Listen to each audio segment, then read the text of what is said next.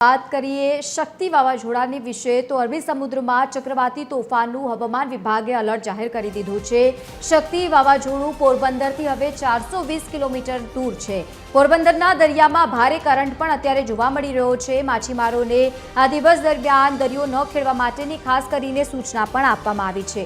પોરબંદરમાં નાની મોટી 5000 જેટલી બોટ સલામત સ્થળે ખસેડી દેવામાં આવી છે। શક્તિ વાવાઝોડું 10 કિલોમીટર પ્રતિ કલાકની ઝડપે આગળ વધી રહ્યું છે।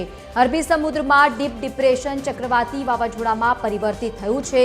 નોંધનીય છે કે ભારે પવન ફૂંકાવાની પણ સાથે દરિયામાં ઊંચા મોજા ઉછળવાની પણ સંભાવનાઓ વ્યક્ત કરવામાં આવી છે। 80 થી 90 કિલોમીટર પ્રતિ કલાકની ઝડપે પવન ફૂંકાશે। જોર વધવાનું છે। આઈએમડીએ અલર્ટ આપી દીધું છે। ઓમાન સહિત પાકિસ્તાન અને ગુજરાતના દરિયાકાંઠા પટ્ટી વિસ્તારોમાં વાવાઝોડાની અસર દેખાશે।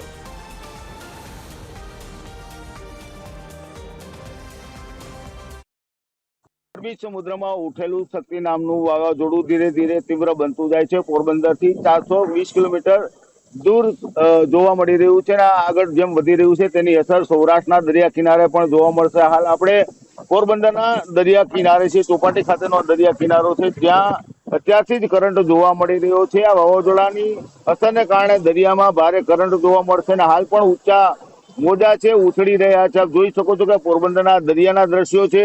આ વાવાઝોડાની અસરને કારણે દરિયો તોફાની બનવાની શક્યતા હોવાને કારણે પોરબંદર અને પોરબંદર જિલ્લાના જે દરિયાકાંઠાના ગામો છે એમના માછીમારોને એલર્ટ કરી દેવામાં આવ્યો છે। અત્યારે દરિયો નહીં ખેડવા સૂચના આપી દેવામાં આવી છે। વાવાઝોડાની જે તીવ્રતા છે એ ધીરે ધીરે વધી રહી છે અને આ ઓમાન તરફ આગળ વધી રહ્યું હોવાનું કહેવાય છે, પરંતુ તેમની જે અસર છે એ ગુજરાતના દરિયા કિનારે જોવા મળશે અને ખાસ કરીને પોરબંદરના દરિયા કિનારે પણ આમની અસર જોવા મળશે। હાલ જે મોટા દરિયો તોફાનીઓને કારણે મોટાભાગની બોટ છે તેમને બંદરમાં લાંગરી દેવામાં આવી છે। પોરબંદરમાં નાની મોટી 5000 થી વધુ બોટો છે તેમને સલામત સ્થળે ખસેડવાની કામગીરી ચાલી રહી છે। આ ઉપરાંત દરિયામાં હાલ કરંટ હોવાને કારણે માછીમારોને દરિયો નહીં ખેડવા પણ સૂચના આપવામાં આવી છે। જીતેશ ચૌહાણ, TV 13 પોરબંદર।